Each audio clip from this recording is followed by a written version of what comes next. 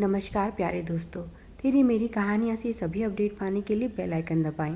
आज की कहानी है डिलीवरी के बाद बहू को मायके छोड़ आना।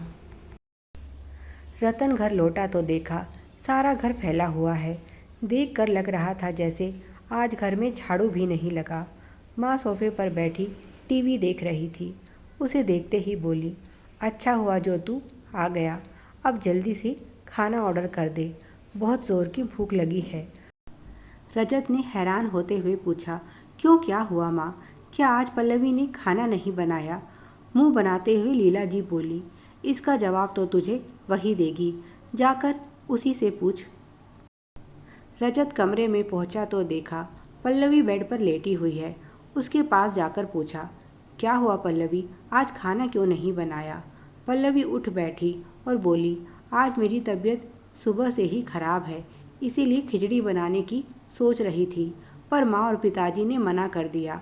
मैंने अपने लिए थोड़ी सी खिचड़ी बनाई है, बाकी सबके लिए बाहर से खाना मंगवा लीजिए। रजत बोला, ठीक है, तुम आराम करो। उसने कपड़े बदले और खाना ऑर्डर कर दिया। कुछ देर बाद खाना भी आ गया। खाना खाकर पिताजी सो गए और रजत माँ के पास बैठ गया। उसने पूछा, क्या हुआ माँ, क्या आज काम वाली नहीं आई थी? लीला जी बोली, बेटा इन काम वालियों के भरोसे घर नहीं चलते, पर क्या करूँ, मजबूरी है। अब पैरों में पहले जैसी जान नहीं रही। रजत बोला, फिर माँ तुमने क्या सोचा है? किसी काम वाली से बात की? क्योंकि पल्लवी की डिलीवरी डेट पास आती जा रही है। लीला जी बोली, मैंने कई जगह पता किया है, तेरा काम वाली वाला आइडिया तो नहीं चलेगा। एक तो मुंह मांगा पैसा मांग रही हैं, ऊपर से नखरे भी दिखा रही हैं। मैं तो कहती हूँ तू बहू को डिलीवरी के बाद उसके मायके छोड़ आना। अभी बहू की माँ टकाटक है, उसे कोई बीमारी नहीं। जैसी देखभाल अपनी बेटी की वह करेगी, वैसी मुझसे नहीं हो पाएगी। माँ की बात सुनकर रजत थोड़ा हैरान हुआ।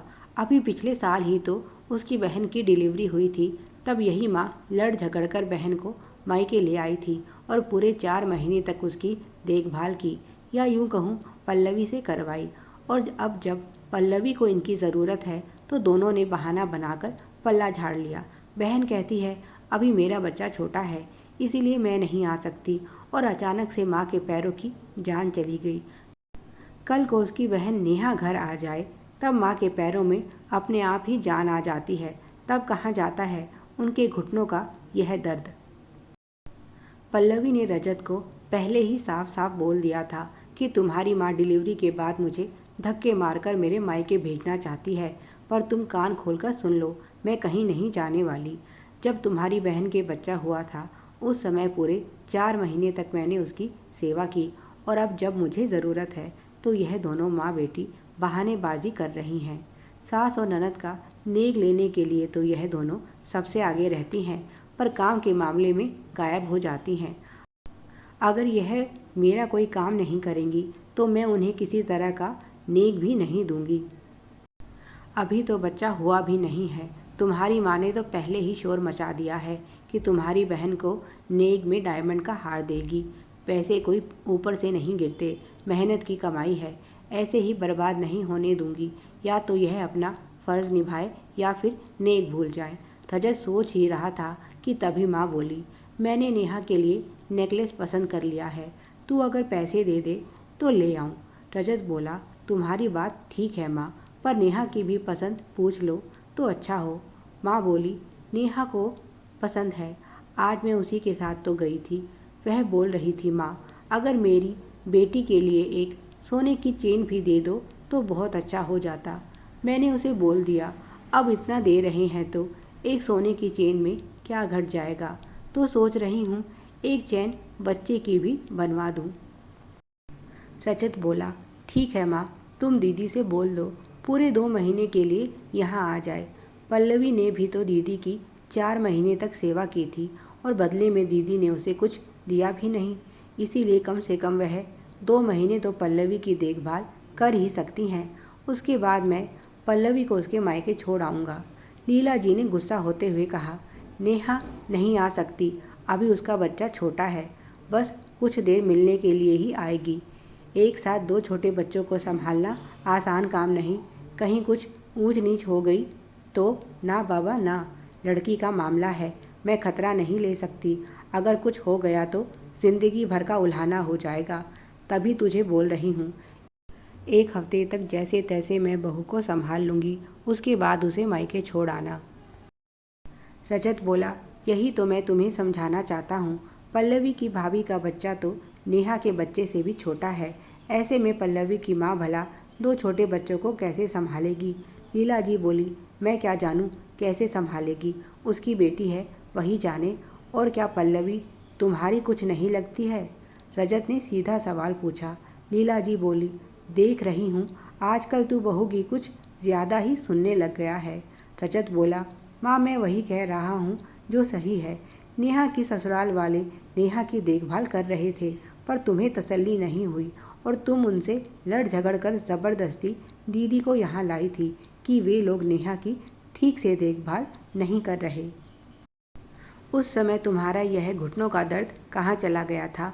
माँ पैसे पेट पर नहीं लगते, जो तुम जितना मांगोगी मैं तुम्हें तोड़ कर देता रहूँगा। अगर नेहा अपना फ़र्ज़ निभाएगी तो मैं भी भाई का फ़र्ज़ निभाऊँगा। और कान खोलकर सुन लो, पल्लवी कहीं नहीं जाएगी। मैंने एक नौकरानी की व्यवस्था कर ली है जो बच्चे और पल्लवी दोनों को संभाल लेगी। माँ आप अपनी जिम्मेदारी से भाग सकती हैं, पर मैं नहीं। शादी के बाद पल्लवी की जिम्मेदारी मेरी है, उसके माता पिता की नहीं। जब नेहा के साथ यह हुआ तो आपको कितना दुख हुआ था कि उसके ससुराल वालों को उसकी ज़रा भी परवाह नहीं। बच्चा होते ही उसे मायके छोड़ गए। अरे बच्चा उनका है तो देखभाल की जिम्मेदारी भी उनकी हुई ना। और अब आप खुद वही गलती करने जा रही हैं। अगर नेहा के मामले में यह अनुचित था तो पल्लवी के मामले में यह उचित कैसे हो गया?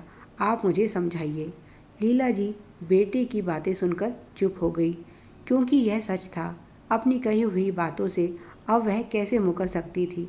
उन्होंने सोचा, वैसे भी पल्लवी की देखभाल तो नौकरानी करेगी, फिर वे भला बेटी की नज़रों में बुरी क्यों बने?